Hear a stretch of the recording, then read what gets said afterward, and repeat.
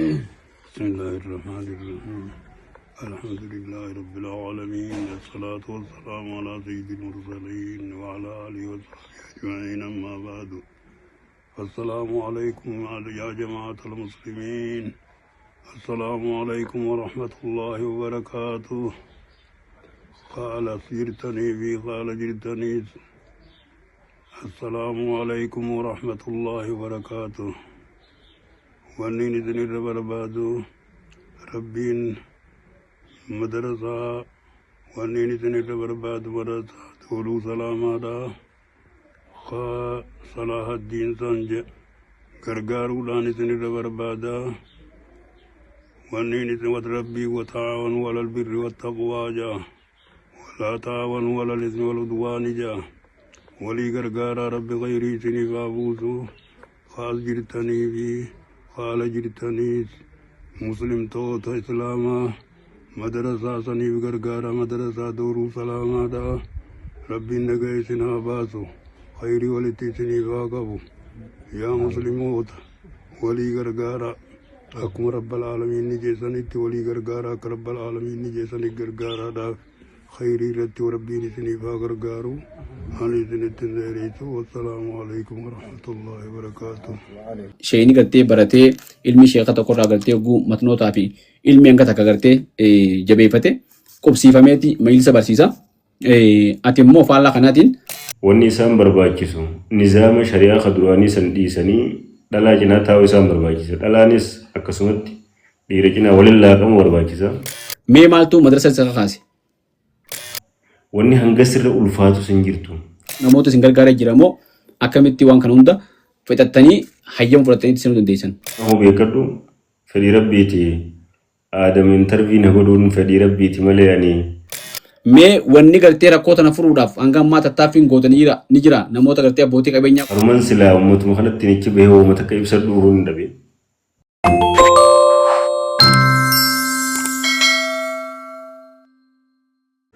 Hajjumtoota daawwattoota keenya akkam jirtan nagaa fayyaadhaa kun barkoo miidiyaadha barkoo miidiyaa keessanii miidiyaa keessa kana like share subscribe godhaa isin jenna akkuma baratame barkoo miidiyaan dhimmoota diinagdee siyaasaa fi hawaasummaa irratti yeroo yerootti dhimmoota amantiilee dabalatee dhimma hawaasa keenyaatti waan jedhaman hunda kan isin dhiyeessu arraas akkasumatti keessummaa tokko qabatee isinii dhiyaatee jira barkoo miidiyaa keessanii miidiyaa keessan hanga dhumaatti nu hordofaa turtii tana nu wajjin taasisaa isin jenna.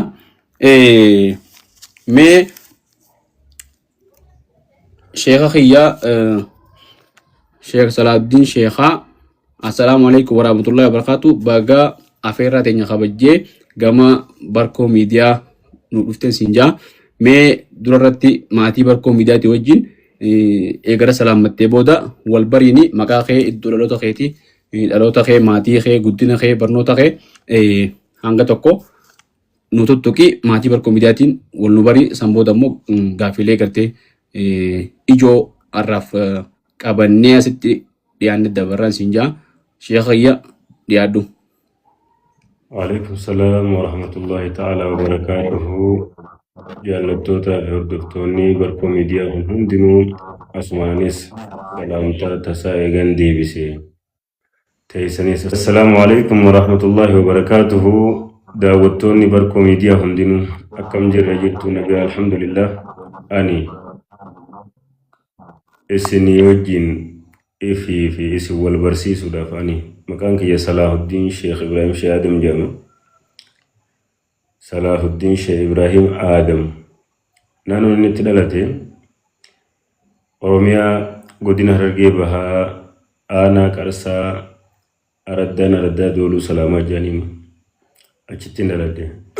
Sheekh Salaahuddin kiyya hedduu galatoomii iddoon dhalootaa keetii aanaa Qarsaati godina Harargee Bahaa jechuudha Oromiyaa keessa hedduu gaariidha.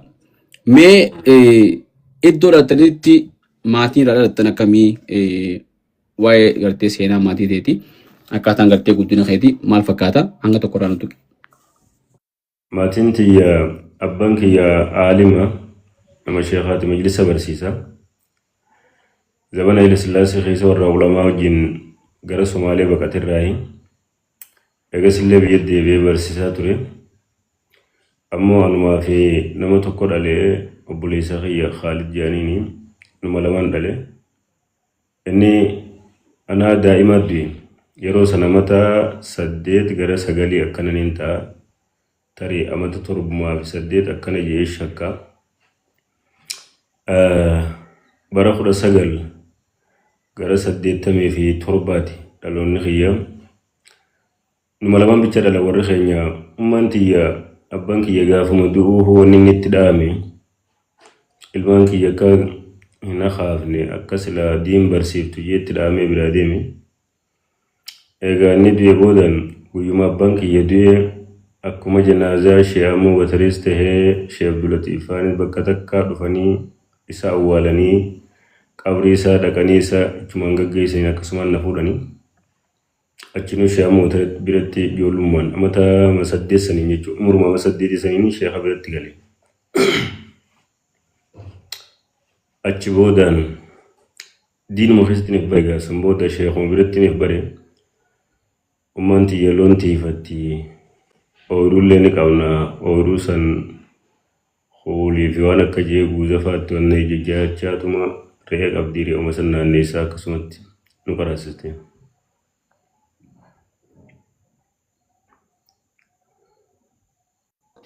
Hedduu gaariidha.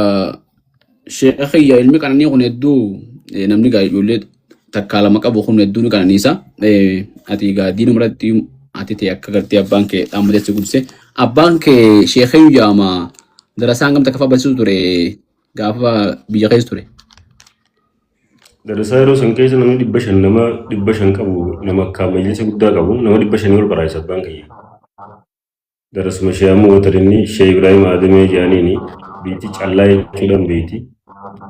Nutimmas nama lama ta'uu wajjin ilmaan qananiiti miti namni beekatu qananii qabu. Nama waa duniyaa harkaa qabuutu qananii qaba. Miskiinummaa fi rakkoo jabduu keessatti kan nuti nu guddiste uummaan.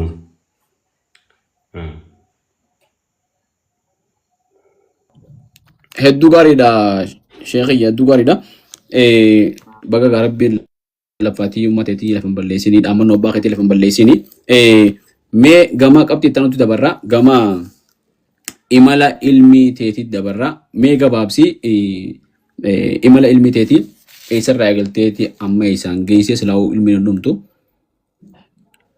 xiqqoorraa nu tuttuqi waan ammarra jirtu. Haa'umsi kuma jenne san umrii sanitti erga sheekha bira dhaqe Sheehamuu Watar bira gaan dhaqe Sheehamuu Watar ijoollummaa gaafa manaa si fuudhu isheen ijoolleen qaraasisu darasoota isaan na kenne darasoonni isaa kan inni awwalitti na kenne umaree jaaniini umaree san na kenne waa xiqqoo qaqqare'ee isa san bira isa kumatti hin turreanii gara Sheeh Abdii umar tokkotti ammas na kenne isa birallee waa xiqqoo taa'ee san boodaan gara Sheeh Mahammad Ziyaad sanin na kenne Sheeh Mahammad Ziyaad warra Fadisii yeroo san Sheehamuu Watar bira qaraa gaafa san warri akka saahibban isaatti jiran warra akka Sheeh Mahammad Ammeefaa ture. Sheeh Mahammad Ziyaad san irratti matnoota qaraadhaa gara tokkoon eegan quraana buuse boodaan jechuun quraana fixee matnoota eegan isarraa eegalee sheekharraa fiqiin qaraa. Sheehamuu Watar irraa fiqii safiinaa qaraa gara naan Sheeh Mahammad Ziyaad irraa matnoota qaraa. Sheeh Mahammad Ziyaad immoo darasaa Sheeh Adam Tuulaati. Sheeh Adam Tuulaa irraa qaree Fadis naannoo Dabinee jedhanitti dhalate isarraa hin qaree ilaangaa tafsiiraa isumarraa hin qaree Sheehamuu Watar irraa gamanaan fiqii akkasumatti qaraadhaa jechuu ilaangaa Zubaditti. Gama kaaniin erga gartee Sheeh Mahammad Ziyaad irraa qara'ee boodaan marsaa takkaaf Sheeh Mahammad Ziyaad san qubachuudhaaf biyyatti gad deebi'ee Fadis hojii dhaqeetiin ture. Achillee hanga tokkoof ture ol deebi'ee Sheehamuu Watar biratti ol deebi'ee aareetti tafsiira qara'ee asirraa Arabiyyaa eegaluu qabde jee sheenummaan ammas caatee sheelii caatee yaanii isa bira nageesse. Isa biratti naqa ceelchee namaa wajjin achi ture garaa mata 5 achitti alfiyaa qara'ee. Achirraa ammas Sheehamuu Watar bira gad deebi'ee waa xiqqoo kawaakibaa fi kitaaba nahawiitti deebi'ee ture. Idduutti ummaa tiyyaas dhukkubee jidduun qaraatii mure. Yeroo kana keessa gaafa caatee jiru gara kaanii warreen akka sheekanitti lakkaawwadhu Sheek Jamal Siiraa isarraa siiraa qara'aa gaafuma caatee jiru. Sheekan jechuun cinaadhaan irraa qaraane hedduudha. Akkasuma eegas gaddeebi'e gara Sheeyaa Moota'itti.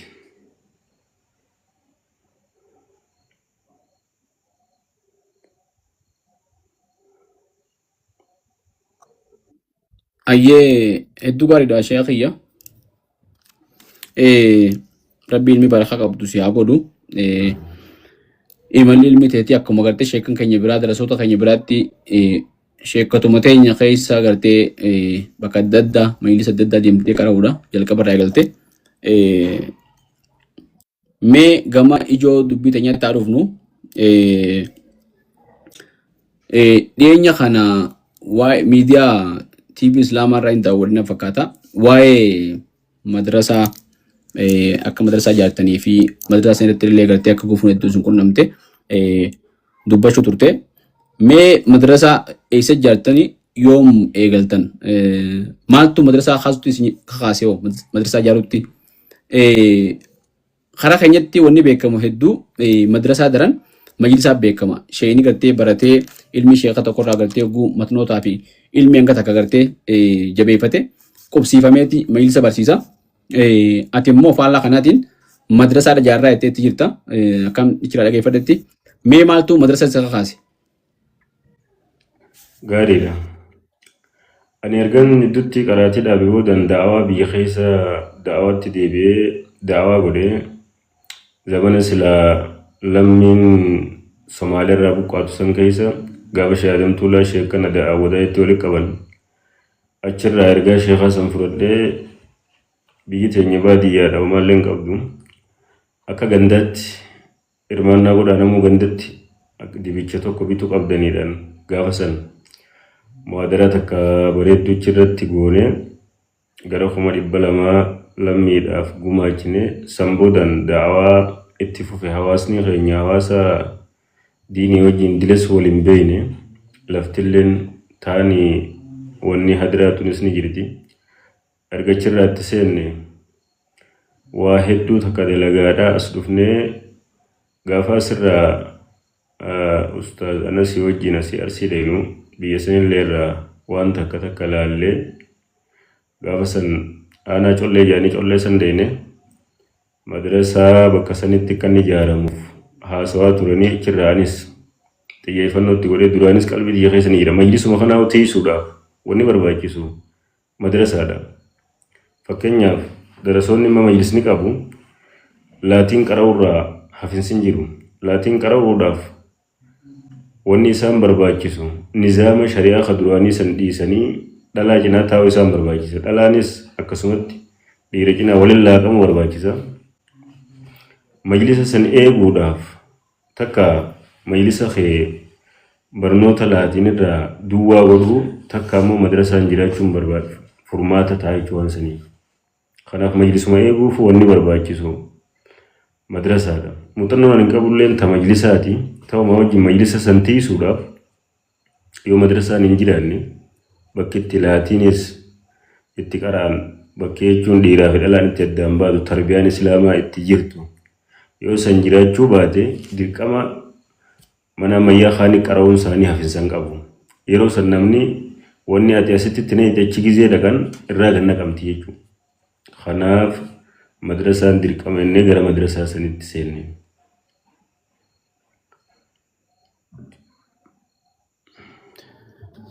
Fayyaada namni gartee yeroo amma jirru kana keessatti jaarraa 20 kaffaa keessa jirra. Yeroo gartee addunyaan teknooloojiidhaa fi saayinsiin guddattee jirtu yeroo dijitaalaati yeroo gartee namni onlaayinii irratti afaan ingiliffaatiinis afaan adda addaatiin waa barbaadee gartee waa odeeffannoo yookaan ammoo qooduudhaa fi harkachuudhaafis waa lallaaluu danda'u.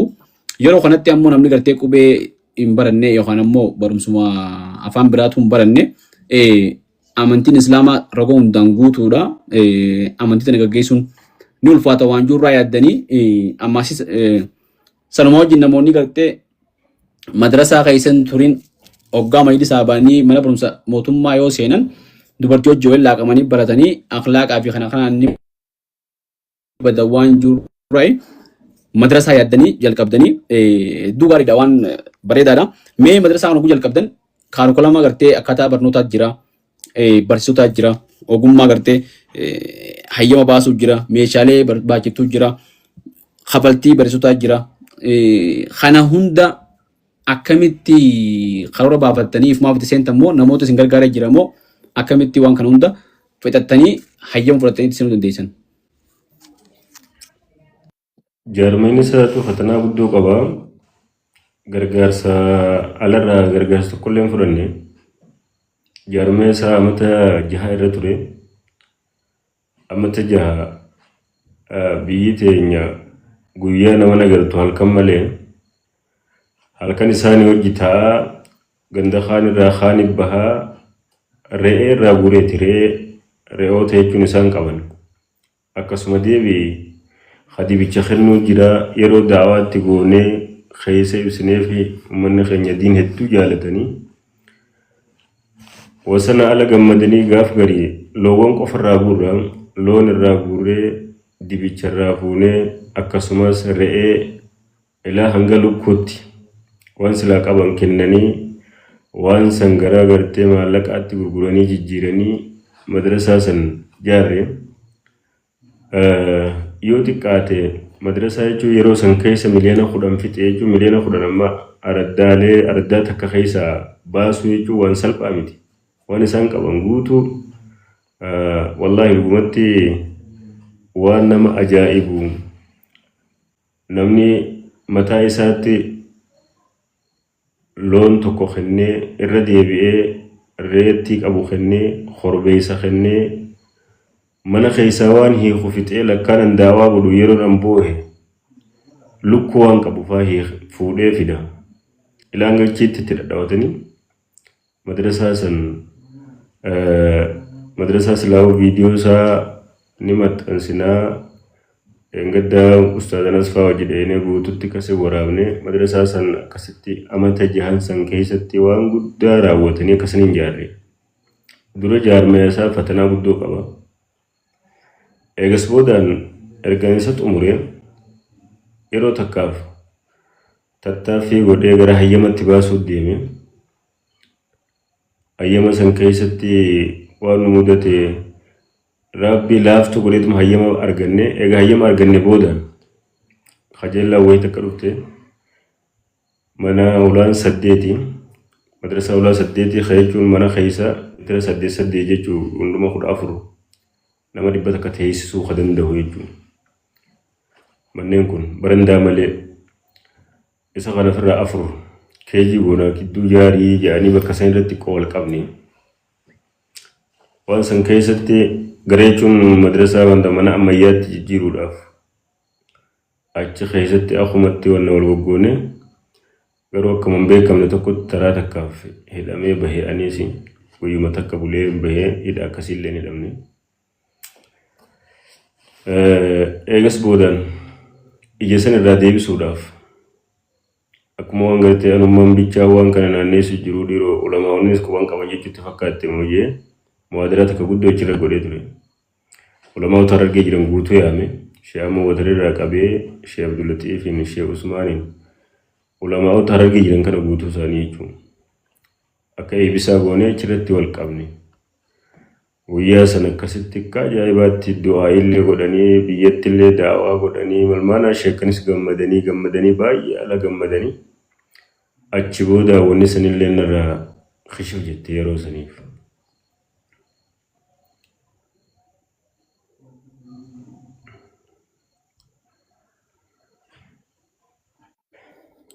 Akkasi jalqabdan jechuu mee amman tana madrasaan san eega jalqabdanii waggaa jaamu mee kana fakkaata akka jettetti mee amman tana haalli irra jiru maal fakkaata madrasaan san haalli baruu barsiisuu jalqabee moo jaarmiyaa duraan dhumini moo maal irra jira? Amma madrasaan barnoonnis keessatti eegalamee jira. Kutaa 3 keessatti baratamu jira. Amma wanni eegalee amata 4 amata shangee jira. Egaa jechuun jaarmee irraa kashii jennee barnoota itti eegalchiifne.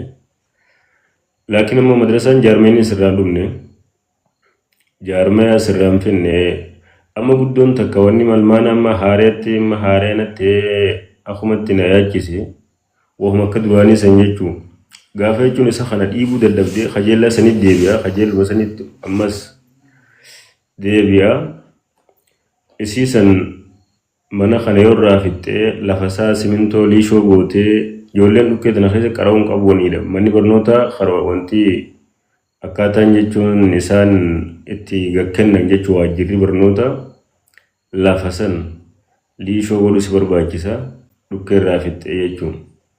Akkasumas deebi'ee kursii qabaachuu barbaachisa.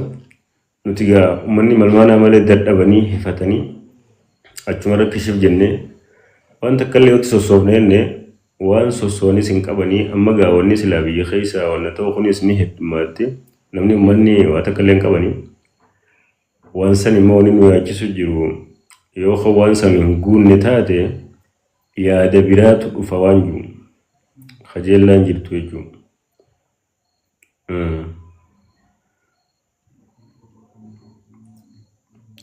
Yoo ammaan tana meeshaalee barbaachisan ulaagaa gartee barnoota tan biiroon barnoota Oromiyaa baaftee yookaan biyyattii baaftee guutuu baatee lafti liishoo taatee teessoon sadarkaa qabdu gartee kursiin sadarkaa eeggatte ta'uu baattee meeshaan hundi guutamuu baate lafa sana sirraa fuuneeti keejii goonaa mana barumsa mootummaa goonaa waan jiru jira jechuudha.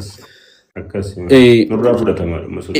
Eega wanni jiru kana taate mee ammaan tana barumsi wanni jalqaba gartee barumsa kana madrasaa kana yaaddaniifu akka gartee mana barumsa mootummaa sanitti namni akhlaaqaan malee ilmoon takka tarbiyaan malee barumsuma ammayyaa gartee kanuma faranjii kana jalatti akkan guddanne diinsii barachaa barnoota addunyaas barachaa waa hundaan ilmoon geessisaa takka ilmoon islaamaa jabduun akka oomishamtu yaaddaniiti. Yoo ammaan tana haalamma jiru kanaan dadhabdanii gartee kan harka kan tan taate gammuma gartee rakkoo duraan dheefa dhuftan sanitti deebuun waa hin hafne jechuudha. Hasaadaan hangana olii wanni guddaan wannummaan nama yaachisu amma nuu lubbuun jiru wanni kun yoo jijjiiramu taate ejjite ummata loowwan dibicha raada re'ee irraa guurte san waan ichi argitu bakka lubbumaan namaatu nageen taatu jettee ichi argita waan jechuun namaa mul'atu manni maas gara amantiitiin ijaaramee jijjiiramu jechuun waan safataa miti. Ammoo gaa waan silaa isaan baasan san guuttachuunis dirqama. Amma ani yoonii fi gartee islaamni rabbi addunyaa tanarra gaa haayee kan afaan kana dhagahu taate ani umrii ijoollummaan waan silaa biyya tana keessatti namni ni laffaa ajaa'ame kulli isii itti mokoreetiin jira. San keessa akkatti uummanni kun fayyadamu jechuun uummanni keenya kun waan silaa isaan fayyadu keessatti wanta kallee waan lubburraa qosadde hin qabu. Ilaan gaarraan tanaa waan silaa uummata kana fayyaduuf tattaafachaa turtee yoo ammoo anaa lubbuun jiru wanni san fayyadamtu taate teetumaafuu nagee bahuu Allahu yaalamu rabbuma beeka. Wanni hanga sirra ulfaatu sin jirtu. Namni tokko bakka teeyyatana yoo dhaabbattee ilaalte lafaati amma duniyaa irraa wata kallee hin qabu ani hatta manaa hin qabu. Manni nan qabu duniyaa irraa mana madrasaa sani. Ani musaafiruma beekadhu ammaa qaraatuma irra hin jira musaafira. Wanni guddaan ammanatti jabaadha. Wanni itti laffeessan yoo dhugoomee karaa qabatee akka bareedaan barnoota isaa katti fufsiisu taate ani ifiifis qaraayisuutti hin jira. Ifii majlisaan qaraayisa gama kaniin qara'utti hin jira. Asiin shee'amoota irraa qaraa ifii gama nan qaraayisa. Yoo madrasaan san akkaan barbaadisanitti naaf fooyyawee bareedu taate majlisni kiyya sanii fi inni akkasitti akkaan ayyaana sanii duwidii isaa walitti hirkifamu ta'e inshaallah dhaloota bareedaa addunyaa wajji afaan wal beeku tokko oomishuu ni dandeenya jeetii yaada. Amma anaa fi madrasaas namni sila afaan kana dhagahu akkuma harkaan qabuun barbaada. Egaa rabbiiti jechuudha. Hedduu gaariidha. Sagalee tana namni dhagaagaa akkuma beekamutti mana barumsaa kan mootummaa keessatti rakkoon uummata musliimaa irra gahaa turtee fi ammas jirtu bakka salaata dhorkuu yeroo guyyaa jimmaadhaa gartee sa'a dabalatanii dhuftan jedhanii sa'a jimmaadhaa dhorkuu hijaaba uffachuu dhorkuu dubartii islaamaa dhiira immoo areeda guddisuu fi waan adda addaa dhorkuu salaata dhorkuu gartee waa'uma amantii islaamaa waajiba gootee dirqama kana hedduu dhorkuudhaa jira rakkoon akka biyyaatti wal qabatee gartee musliimoota aksuumii gahu jiru waa'uma kana. Wanni kun deemtee akka mana hunda seentee ganda hunda nama jala hin dhayneef jabaatee namni islaamaa mana barumsaa isaa madrasaa jaarratee ulaagaa barbaachisu hunda guuttatee qulqullina olaanaadhaan barattoota ga'umsa qabu akka oomishutti deemuun dirqama isaati. Mee kanaaf uummata keenyaan amma akkuma ta'ettee dhaamsi adda barsitee gartee harka nu qabaadhaa madrasaa kana humna teenya olii miliyoona 10 ol uummata gartee adda tokko irraa guurree kun ammoo uummata gartee re'ee fi hoolaa fi beeyladaa irraa guurreeti kadhee deebinee faa guurree hanga lukkuu kan nutti guurree jireette waan gartee kutannoo uummataatii fi murannoo uummanni baroota qabu garsiisu kun waan deeggaramuu qabu yeroo ammaa kanatti yeroo sooshaal miidiyaa irraan gartee namoonni adda addaa dhimmoota gartee dilas barbaachisan ta'aniifu maallaqa walii qabuu danda'an kanatti uummanni sun ammoo dhageettii dhabee waan san madrasaa dhabuun waan ta'uu qabu miti. Kanaaf uummanni gartee sagantaa kana ilaalu asiin daawwatu hundinuu waan isarraa eegamu ni godhan jennee yaadna.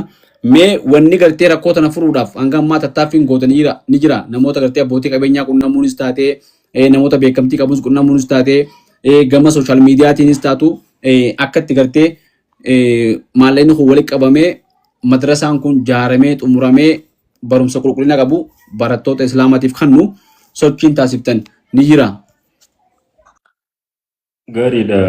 Ani miidiyaa sooshaal miidiyaa ija kaameeraa fuula gartee kaameeraa sooshaal miidiyaa kanarraa diles naaf inni diles hariiroo walitti hin qabnu.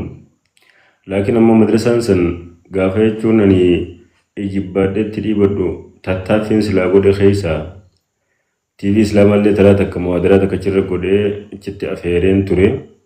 Laakiin gaafa san ulamaadhaa wajjiin mana sanillee guututti naa waraabanii turanii.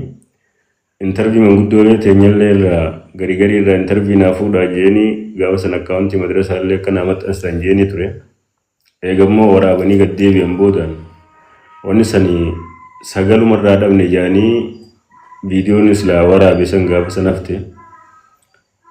Bakka ammoo tujjaaran naannoo tana jiran warra silaa gartee magaalaa keessa jiran warran silaa beeku namooti na beeku asirra aramaa keessa akkasuma awwadaa isaa ta'u naannoo kana keessa warra na beekan hundinuu jaarmee keessatti hamma silaa danda'amutti makiinaa fi waan silaa qabaniinis na wajji hirmaatanii turanii. Sanii ala wanni nan godhuu danda'e hin jiru sooshaal miidiyaa amma arrumaan tanaa hoo beekadhu fedhii rabbiiti aadam intervii na godhuun fedhii rabbiiti malee ani haruman silaa ummatuma kanatti nichi bahee uummata akka ibsadhu hin dhabe fedhii rabbiiti tunu tanumaa sagaluma xiyyaataarraa tanaa rabbiin akkana dhaga'e rabbina haa godhuun yaada qaba. Inshallah ni dhagamti enne yaanna namuutu sagalee qabnu sagaleen qabnu takkittiin yoo islaama hin taane yoo ilmaan islaamaatti hin taane yoo gartee uummata keenya hambaratiin barsiisuuf hin taane faayidaa biraan qabdu. Kanaaf dirqama iyyaafannee gartee bakka manni barumsaa hin jirre madrasaa ijaarrachuun yuunivarsiitii islaamaa ijaarrachuun kolleejii ijaarrachuun dirqama keenya maaliif ilmaan keenya mana barumsaa keessatti oolan ammaan tara ijoolleen mana barumsaa oolti mana ooltu ilmaan mana barumsaa oolu kana haadhaa fi abbaa waa takka irraan qaban ijoolleen hogguu galtee dadhabdee irratti ganama ichi barsiifatti mana barumsaatti warri ilmaan kana guddisu warruma ichi barsiisuu fi warra ichitti hooggansa qabuu fi warruma ichitti gartee waan isaan baratan. Kanaaf ilmaan keenya guddifachuutu hin jiru jechuudha nama biraa guddifachuuf jira. Yoo madrasaa dhaabbannee kolleejii dhaabbannee yuunivarsiitii ijaarrannee immoo ilmaan keenya guddifannee akkaataa barbaadnutti seenaa islaamaatii fi gartee tartiiba islaamaa aqiidaa islaamaa kaayyoo gartee islaamaa ilmi namaa tokko addunyaa irratti argamee akhiratti deemuuf barsiifachuu dandeenya jechuudha ilmaan keenya. Kanaaf dirqama keenya kun namni hundi bahuu qaba. Namoonni sagalee dhagahan hundinuu namu gargaarsa gama danda'in akka godhan abdiin qaba. Namoonni gartee beekamtii qaban namoonni hordoftoota hedduu qaban gama gartee tiktookinis taatee feesbuukaatiinis gargaarsa akkuma madrasaa biraatiif walitti qabanitti ummata kanaafis walitti qabanii ummanni kun gartee ummata qarsaatii ummata dachii aalimman oomishuudhaan beekamtu biyya tana barumsa gartee ammayyaa fi hadiiniin wal qabatee akka ummanni kun lafaa ka'u akka ummanni kun harka qabu godhuun dirqama isaaniitiin jaa. sheekiyya atummaanuu sochii hangammaa gooteef rabbiin gartee jazaateetis milkii si haa godhu gandala juttu hanga dhumaatti gartee milkii tana gartee hagammaddu rabbi si haa godhu qalbii cabaa si jiru kana rabbiin sirraa kaasu si haa gammachiisu sagalee teenya tana dhageesseetuma rabbiin sabaanu haa godhu mee dhumarratti ummata islaamaatti mee dhaammattu gabaabsite sagantaa teenya ni gowramna gabaabsine waan dhaammattu ummata islaamaatti takka lama jii dhaammadhu sagantaa teenya sanii walii galchina. Gaarii dhaamsi guddaan jiru ummata islaamaatti waliin dhaamu yeroo tana keessa waliin barbaachisu ilmaan barsiisuudha. Ammoo zamana sooshaal miidiyaan dhufe kana keessa wanni baduu deemu qur'aana. Ilmaan keenya qur'aana akkatti barsiifnu namoonni jechuun biyya keessas jiran ka biyya alaas jiran qur'aanni kun yoo kan harkaa badu taate islaamni badii jechuudha. Haalatti qur'aana kana barsiisan qur'aanuman dhaama qur'aana akka barsiifannu jechuudha. Gama kaaniin ammoo tartiiba darasaatiif namoonni silaa addunyaa tana taariikhni isaanii dubbatamaa ture ha dubbatamu jiru sirra guddaan isaanii nama rakkate warra rakkateetu addunyaa hooggane darasummaa dhiisanii bal'oon silaa dhuftus hin jirtu irra caalatti warri nuti dhaabnu rakkatanii ilmii akka fuudhan akkuma dursan jechuun ilmiin ammaan tana tartiibnis erga sooshaal miidiyaa kana namni tarbiyaan duraanii san akkuma tattaateet gara ammayyaatti waan siqeef wanni jabduun nuti dhaabnu asumarraanuu ilmiitti akka silaa tattaafatan silaa rakkoon silaa ilmii kanaman orgitu taate imaam Bukaarii faa Ahmad ibn Hanbal faa ibn Taymiyaa faa isaan orgiti yarreen kun hundinuu yataamaadha rakkatoodha turanii namni itti bal'atte ilmi illee argu gaafa si bal'atte ni shaakalamtaasi. Kanaaf rakkoon akka ilmi irraa isin hin deebifne diin biyyatti hambisuu ilmaan qur'aana barsiisuu dhaamsa akka dhaamsaatti jechuudha. Tatiyyaa waniin ammoo ifii dhaammadhu ummanni islaamaa sagaleen tiyya kun rabbi laaffisee kabira geessu taate khayrii tana akkaan anilleen keessatti hin kuufne akka jechuun wannummaan kunu qabeenya islaama guutuuti. Yoo bakka tanaan ka kufu ta'e kulli islaamaa hunda duraa kufa yoo kaka'ullee taate isinumaaf ka'a akka waan keessan kanan wajjin harka nu qabdanii nu baraartanii jedha. Hayyee sheekhi yedduu galatoomii gamanumaanuu gartee ilmaan ganda madrasaan kun keessa jiru dooluu salaamaa ijoolleen qarsaa Khalangee Haramaya warreen gartee naannoo kanan dhiyaatan abbummaadhaan dura warri biyya alaa jiruu fi biyya keessa jirus quuqamanii abbummaadhaan ka'uu qabanii san booda gartee oggoo abbaan iyyatee firii dirmata jedhanii namni biraas isaan gargaara. Hundi keenya kaanee sagalee takkaan madrasaa kana jaarree xumurree mana barumsaa guddaa goonee seenaa haa dalaynuu rabbi biratti sammuu sawaabaa akka taphannu siin jaa sheekh Salahuddin sheekhaa barkoo miidiyaa irratti afeerraa teenya kabajjii argamtee turtii bareedduu hojii taasisuudhaaf hedduu galatoomiin siin jaa jazaakumullahu khairan sana jazaa hedduu galatoomii sagantaa teenya irraa gabaabsinee tanumaan walii galchina fuulduratti immoo rabbi jee milkii madrasaa kanaatii fi eebbasaatii fi gartee yeroo barattoota eebbiftan fa'a barattoota gartee kaardii fudhatan fa'a sagantaa addaa gootan inshaallah hawliin dabarsinuu hawliin turu ta'a hanga dhumaatti hojiin jiraansi jechuu barbaada akka nama tokkootti fi akka gartee barkoo miidiyaatti hedduu naa galatoomii sheekiyya rabbiin si biraa jiraatu rabbiin walumaanuu nu gargaaru barumsi gartee waan dirqama amantii islaamaatti dalagaan duratti wanni waajiba ta'e barachuudha. Barnoonni gartee waan filannoo qabu miti waan dirqamaati. Sheekiyya rabbiin nu gargaaruun siin jaa hedduu galatoomii assalaamu alaikum warahmatullahi wabarakatuh. وعليكم السلام ورحمة الله وبركاته. جزاكم الله خيرا. ميديا خيسان لي خاد دنيا وطن رقيس ربي سنياتا يسو.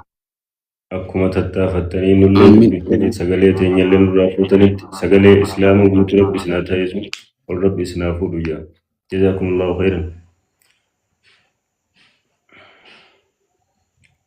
آمين آمين آمين شيخنا ولا ربي عامل كيسو خواجة داوتو تخينيا ترتين شيخ سلاحدين شيخ خاولين لما قرتي مدرسة خرد دابتي مدرسة وقامي كتلافاني أمة رمالك غوراني يرو هدو تلافاني أما خرد تر دابتي جروف ترتي ولين تاسبني خنومان غولمنا video keenya kana share godhaadha, like godhaadha, bakka hunda waliin gahaadha.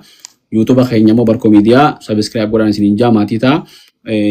Gama gartee dhimmoota adda addaa irratti namoonni nu qunnamuu barbaadan gama social media keenyaatiinis WhatsAppinis taatu Barkoo Miidiyaa page Barkoo Miidiyaa irra nambarri keenya ni jira. Gamu feetaniinu Facebookaanis taatu WhatsAppinis nu qunnamuu dandeessanii yaadaa fi gartee dhimmoota adda addaa dhimmoota uummata keenya ilaalatan irratti miidiyaan kun miidiyaa keessanii yeroo feetan akka feetanitti irratti fiddanii dubbachuu kan dandeessan ta'uu asumaan isin ibsina. Arraaf kanuma sagantaa teenya goolabna. Wassalaamu alaikum warahmatullahi wabarakatuh. Nagaan nu turaa isin jenna. Hedduu wartoom shaqiyyaatti nagaan nu ture. Barakallahu fiikum. Jazakumullahu khairan.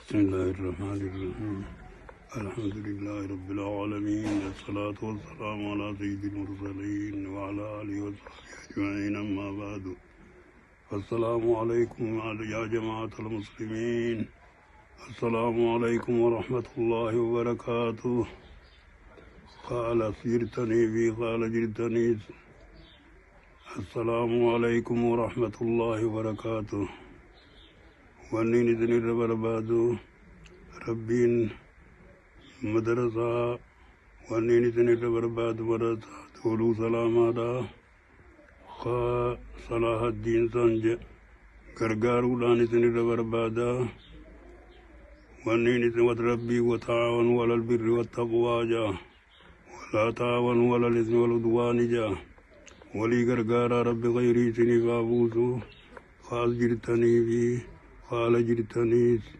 مسلم توت إسلاما مدرسة سنيف غرغارا مدرسة دورو سلاما دا ربي نگئي سنا باسو خيري ولتي سنيف آقبو يا مسلموت ولي غرغارا أكم رب العالمين نجي سنت ولي غرغارا رب العالمين نجي سنت غرغارا دا خيري رتي وربي سنيف غرغارو هاني سنت نيريتو والسلام عليكم ورحمة الله وبركاته.